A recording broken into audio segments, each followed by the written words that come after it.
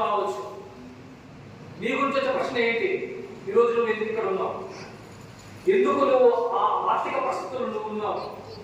ఎందుకు నీ పక్కన వాడిని చూసినప్పుడు కొత్త స్కూళ్ళలో, కొత్త ప్రైవేట్ స్కూళ్ళలో, ప్రైవేట్ కాలేజీలో విద్యను అంతంత లక్షల రూపాయలు కడుపు కోట్ల రూపాయలు సంపాదించుకుంటూ అటువంటి గొప్ప విద్యా వ్యవస్థల్లో వాళ్ళు ఎందుకు చదువుతున్నారు? మనం ఇక్కడ ఎందుకున్నాం? ప్రశ్న. ఈరోజు మన కుటుంబ ఆర్థిక పరిస్థితులు ఎందుకు ఇలా ఉన్నాయి? ప్రశ్న. మనం ఎందుకు సరైన ఆహార పదార్థాలు మనం భుజించడం లేదు? ప్రశ్న. మన తల్లిదండ్రులకు ఎందుకు సరైన ఉపాధి దొరకడం లేదు? ప్రశ్న. ఇటువంటి ప్రశ్నల మధ్య మన జీవితం ఎప్పుడు కూడా నలిగిపోతూ ఒక సంఘర్షణలో మనం ఈరోజు బతుకుతా ఉన్నాం. ఇవి నిజమైన ప్రశ్నలు. మరి ఈ నిజమైన ప్రశ్నలకు సమాధానాన్ని కనుక్కునే బాధ్యత ఒక విద్యార్థిగా నీకు ఉంది, ఈరోజు నిలబడ్డ నాకు ఉంది. ఎలా కనుక్కుంటాం సమాధానాలు? వీటికి పరిష్కారాలు ఏంటి అంటే మళ్ళీ అదే ప్రశ్నతో మొదలవుతుంది. ఈరోజు ఇక్కడ ఉండడానికి నీ పేరెంట్ కారణం ఏమో తెలుసా? మీ అమ్మ నాన్నలు, మీ అమ్మ తాతలు కానీ చేసుకున్న ఏదో దరిద్రం కాదు. ప్రభుత్వాలు, పాలకులు మిమ్మల్ని అణగదొక్కడం వల్ల మీరు ఈ విధంగా పేదరికంలో ఉన్నారు. మీకు సరైన నైపుణ్యమైన విద్య మీకు ఎందుకు ఎదగడం లేదంటే సరైన విద్యా విధానాల అమలు లేకపోవడం వల్ల మీరు ఈ విధంగా ఉన్నారు. అది శాస్త్రీయమైన ప్రశ్నలు. ఆ ప్రశ్నలు ఎదుర్కోవడం నేర్పించే విజ్ఞానం ఈరోజు మనకు ఈ విద్యా సంఘం మనకు నేర్పిస్తా ఉంది. ఇదే కొద్ది కాలం క్రితం ఒక మహామేధావి, ఒక ఆర్థికవేత్త, ఒక తత్వవేత్త ఇలాంటి ప్రశ్నలతో బయలుదేరాడు. ఎందుకు సమాజం ఇంత అస్తవ్యస్తంగా ఉంది? కొందరు మాత్రం ఎందుకు ధనికులుగా ఉన్నారు, కొందరు మాత్రం ఎందుకు పేదలుగా ఉన్నారు? ఎందుకు తిండికి నోచుకోలేక చాలా మంది ఆకలితో చచ్చిపోతా ఉన్నారు, కొందరేమో భోగభాగ్యాలను అనుభవిస్తున్నారు అని చాలా ఇటువంటి ప్రశ్నలతో ఒక శాస్త్రాన్ని తీసుకొచ్చాడు, ఒక గ్రంథాన్ని రాశాడు. అదే దాస్ క్యాపిటల్, ది క్యాపిటల్ అనే పుస్తకాన్ని రాశాడు. అందులో ఏం చెప్పాడు తెలుసా? ఆ మహానుభావుడు శ్రమదోపిడి అనే ఒక విధానం జరుగుతూ ఉంది. పాలకులు, పెట్టుబడిదారులు ప్రజలను వాళ్ళ నుంచి కావలసిన శ్రమను వాళ్ళకి వేతనాలు సరిగ్గా ఇవ్వక, వాళ్ళను వేధించడం వల్ల, వాళ్ళకు సరైన వేతనాలు ఇవ్వడం వల్ల, ఇవ్వకపోవడం వల్ల వాళ్ళు పేదలుగా మిగిలిపోతున్నారని ఒక శ్రమదోపిడి అనే ఒక కొత్త సిద్ధాంతాన్ని తీసుకొచ్చి ప్రపంచానికి పరిచయం చేశాడు. ఆ ఒక్క సిద్ధాంతంతో ప్రపంచంలో ఉన్న చైనా దేశం కానీ, రష్యా దేశం కానీ, ఈ రోజు ఎన్నో దేశాలు ఆ యొక్క సిద్ధాంతాన్ని స్ఫూర్తిగా తీసుకొని ఎన్నో పారిశ్రామికంగా అభివృద్ధి చెందాయి, ఎన్నో సమాజాలు బాగుపడ్డాయి. అది నిజమైన ప్రశ్న అంటే. అటువంటి స్టడీ చేసిన వాడే కార్ల్ మార్క్స్. కార్ల్ మార్క్స్ ఒక చాలా ముఖ్యమైన ఒక స్టేట్మెంట్ ఇచ్చాడు. ఏంటో తెలుసా? ప్రతి మనిషి మొదట తినగలగాలి, తాగడానికి ఉండాలి, తర్వాత పని చేసుకోవడానికి పని దొరకాలి, ఆ తర్వాతనే తత్వం అని చెప్పాడు. ఇవి చాలా మౌలికమైన అంశాలు. కానీ దీనికి ఏం తెలుసు ఒక మాట చెప్తాడు కొంచెం వ్యతిరేకంగా. ఏంటో తెలుసా? మనిషి తినగలుగుతున్నాడు పర్లేదు, కానీ చైతన్యం లేకుండా తినడం కూడా ఒక బానిసత్వమే అని చెప్పాడు ఎంగెల్స్.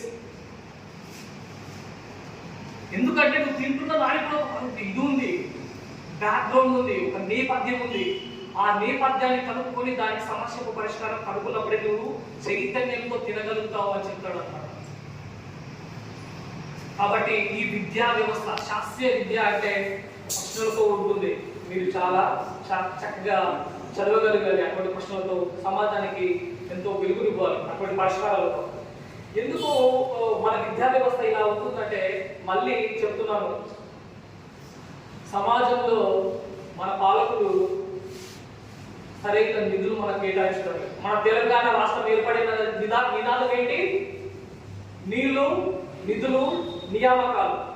మరి ఎందుకు విద్యా వ్యవస్థకి రోజు సరైన నిధులు అందించడం లేదు? మన భారతదేశంలో జీడిపి, స్థూల జాతీయోత్పత్తి అంటారు. ఈ స్థూల జాతీయోత్పత్తిలో మీ స్కూళ్ళలో సరైన బెంచులు ఉండాలన్నా, కాలేజీలో సరైన బెంచులు ఉండాలన్నా, బోర్డులు ఉండాలన్నా, ఒక ల్యాబొరేటరీ ఉండాలన్నా, అవన్నీ కూడా నిధులు మొత్తం ప్రభుత్వం కేటాయించాలి, ప్రభుత్వ కళాశాలకు, యూనివర్సిటీలో. కానీ ఎంత కేటాయిస్తుంది? 4% కేటాయిస్తారు. 2000 కొన్ని లెక్కల ప్రకారం మనకు వచ్చిన 2022 లెక్కల ప్రకారం.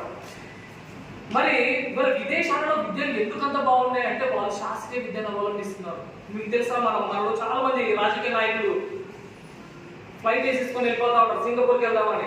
అక్కడ ఉన్న విధానాలు కొన్ని చూసి మన దేశాన్ని అభివృద్ధి చేద్దామని చాలా మంది ఫ్లైట్ వేసుకొని వెళ్తా ఉంటారు. కానీ అటువంటి విద్యా విధానాన్ని మాత్రం వాళ్ళు అవలంబించారు. వాళ్ళు ఎంత ఒక డివోషన్గా ఉంటారంటే ఎడ్యుకేషన్కి, వాళ్ళకున్న జాతీయోత్పత్తిలో 20% విద్యా వ్యవస్థకి కేటాయిస్తారు. 20%, 4% ఎక్కడ, 20% ఎక్కడ.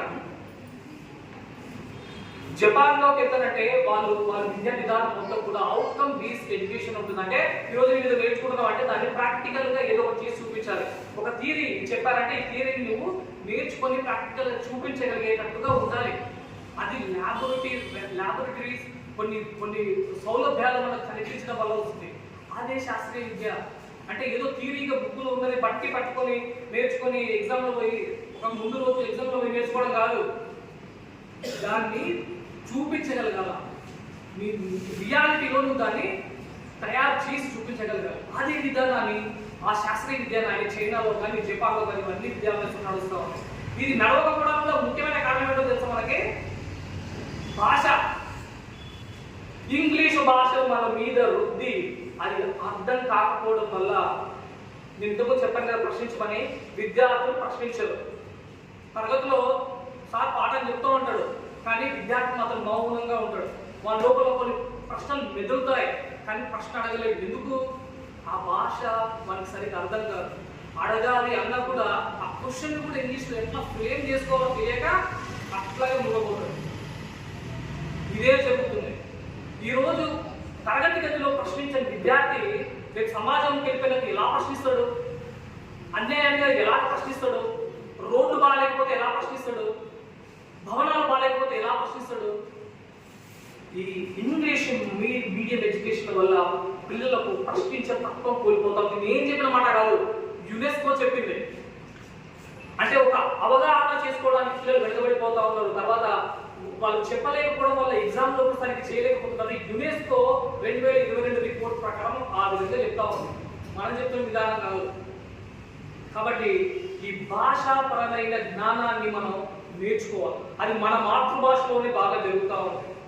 కాబట్టి మీ మాతృభాషను ఎప్పుడు వదలొద్దండి. ఈరోజు ప్రపంచాన్ని చైతన్యం చేసిన దాస్ క్యాప్టన్ పుస్తకం ఎప్పుడు రాయబడింది? ఎవరు రాశారు? ఏ భాషలో రాశారో తెలుసా? కారల్ మార్క్స్ తన మాతృభాషలో రాశాడు, జర్మనీలో, ఇంగ్లీష్లో కాదు. అంటే అతనికి ఆలోచనలు అంటే చాలా ముఖ్యమైనవి, తనకు వచ్చిన తత్వం ముఖ్యమైనది, భాష కాదు. కాబట్టి మీకు వచ్చిన ఆలోచనలు, మీకు వచ్చిన క్రియేటివ్గా సృజనాత్మకంగా ఏ విధంగా ఆలోచిస్తున్నారో దాన్ని మాత్రం చెప్పొద్దండి. ఏ చిన్న ఐడియా వచ్చినా కానీ కూడా మీరు రాసి పెట్టుకోండి. దాన్ని ఏ విధంగా చేయాలో మీ భాషలోనే ప్రయత్నించుకోండి. ఈరోజు ChatGPT వచ్చింది, మనకు ఎటువంటి బ్యారియర్ లేదు, లాంగ్వేజ్ బ్యారియర్ అనేది లేదు. నువ్వు ఏ భాషలో కొట్టినా ఆ భాషలో ట్రాన్స్లేట్ చేయమంటే చేసేస్తాం, ఈజీ. కాబట్టి భాషను మీరు ఎప్పుడుగా తీసుకోండి. నామూషిగా ఫీల్ అవుతుందండి నేను ఇంగ్లీష్ భాషను మాట్లాడుతూ గొప్పను. ఈ భాషను తీసుకొచ్చి ఈరోజు ఇంగ్లీష్ మీడియాన్ని తీసుకొచ్చి సమాజాన్ని అస్తవ్యస్తంగాను అసమతుల్యంగాను మార్చింది ఎవరో తెలుసా? అదే క్యాపిటలిస్ట్స్. ఇంగ్లీష్ మాధ్యమాన్ని ఎప్పుడో పెట్టి కొందరికి మాత్రమే అందిస్తున్నారు, కొందరికి మాత్రం అందించడం లేదు. అందిన వాళ్ళలో కూడా చాలా మంది వెనుకబడిపోతున్నారు. మన స్వాతంత్రం వచ్చి 8 సంవత్సరాలు 7 దశకాలు మారిపోతుంది.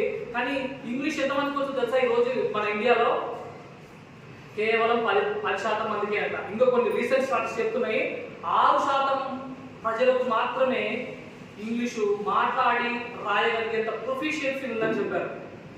మరి ఇంకా ఎన్ని సంవత్సరాలు కావాలి 100% మంది భారతీయులను మార్చడానికి ఇంగ్లీష్లోకి?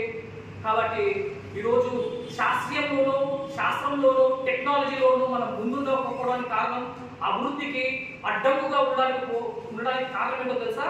మనం సరిగ్గా ఆలోచించలేకపోవడం, సరిగ్గా ప్రశ్నలకు సమాధానం వెతుకోకపోవడం. దీనికి అందరికి కారణం కూడా మళ్ళీ భాషలో వస్తుంది. కాబట్టి మీరు భాషను చాలా జాగ్రత్తగా పరిరక్షించుకోండి. మీ భాషలోనే ఆలోచించండి, రాయగలగండి. ఈరోజు నేను మాట్లాడుతున్నానంటే నేను కూడా ఇంటర్మీడియట్ వరకు తెలుగు మీడియంలో చదువుకున్నా. కానీ నేను తర్వాత మన ఇంగ్లీష్లోకి వెళ్ళి నేర్చుకోగలిగాను. పెద్ద విషయం కాదు ఇంగ్లీష్ నేర్చుకోవడం, ఏ టైంలో ఎప్పుడైనా నేర్చుకోవచ్చు. కానీ నిన్ను నువ్వుగా బతకాలి అంటే నీవు ధైర్యంగా బతకాలి. నువ్వు ధైర్యంగా బతకాలంటే నీకు వచ్చిన ప్రశ్నలను సమాజంలో అడగాలి. ఆ యొక్క ప్రశ్నించే తత్వాన్ని మాత్రం మీరు వదిలిపెట్టుకోవద్దు. ఈరోజు ప్రశ్నించకపోతే రేపు నువ్వు బానిసనే అవుతావు. బానిస ఎప్పుడు బానిసగానే మిగిలిపోతాడు. చైతన్యపరుడు ఎప్పుడు కాడు సమాజాన్ని ఎప్పుడు చైతన్యం చేయడు.